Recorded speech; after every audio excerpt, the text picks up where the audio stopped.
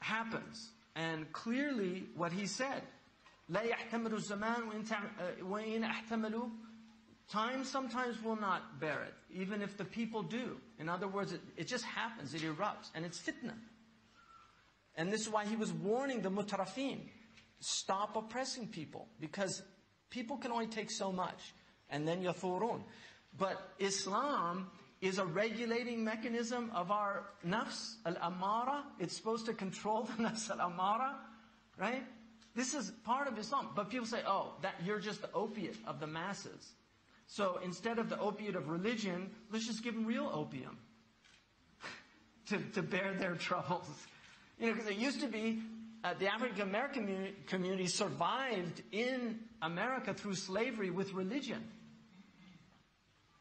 That's what they did. The blues was all religious originally. It was swing low, sweet chariot, coming for to carry me home. There's a greater day coming that we're going to get, we're going to get our day on the day of judgment.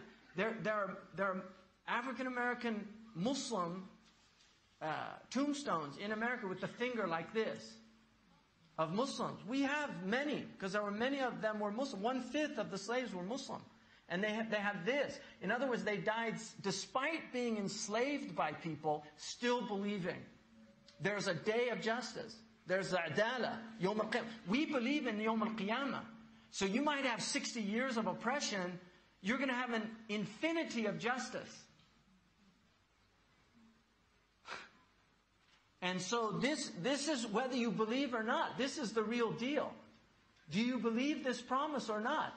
Because if you want to change things in the world by making things worse, then you're a fool and causing untold suffering on other people. And this is why our ulama were very opposed to revolution. Not because they didn't think that oppression was wrong or they were trying to keep the oppressors in power. That's not. Because they saw it from a metaphysical perspective first and foremost, that this is an ibtila from Allah, لِيَبْلُوكُمْ أَيُّكُمْ أَحْسَنُ عَمَلًا, that when I said yesterday, some religions say life is suffering. We don't say that. Because some people have lives without any suffering. Really. They have perfect health, they wealth, friends, they live in very good times. But all of life is an ibtila. And this is the difference between our religion and their religion. Suffering is an ibtila and pleasure is an ibtila.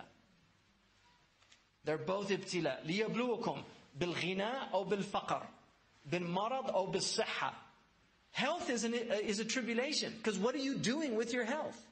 Sickness is a tribulation. How are you responding to the sickness? This is our religion.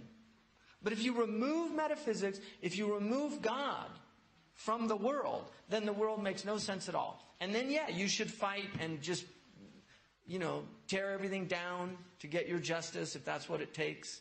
But if you believe, Allahumma, قُلِ اللَّهُمَّ مَالِكَ الْمُلْكِ تُؤْتِ الْمُلْكَ مَنْ تَشَاءُ وَتَنْزِعُ الْمُلْكَ مِمَّنْ تَشَاءُ وَتُعِزُّ مَنْ تَشَاءُ وَتُذِلُّ مَنْ تَشَاءُ بِيَدِكَ الْخَيْرُ.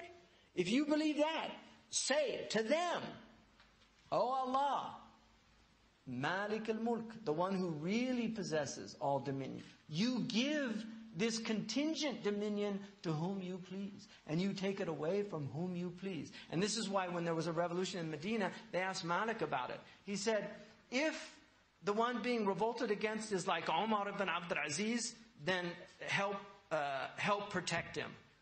If he's not, then da'a ظالما ينتقم الله منه بظالم آخر.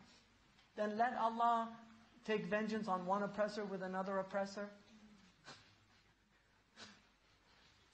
That's how Malik viewed it. Like, they're both oppressors. He's an oppressor for rebelling against him, but he's an oppressor for creating conditions that people wanted to rebel against him. So just let him duke it out, because Allah's an muntaqim. They saw God. And God's been removed from the scenario, and it's all Marxism.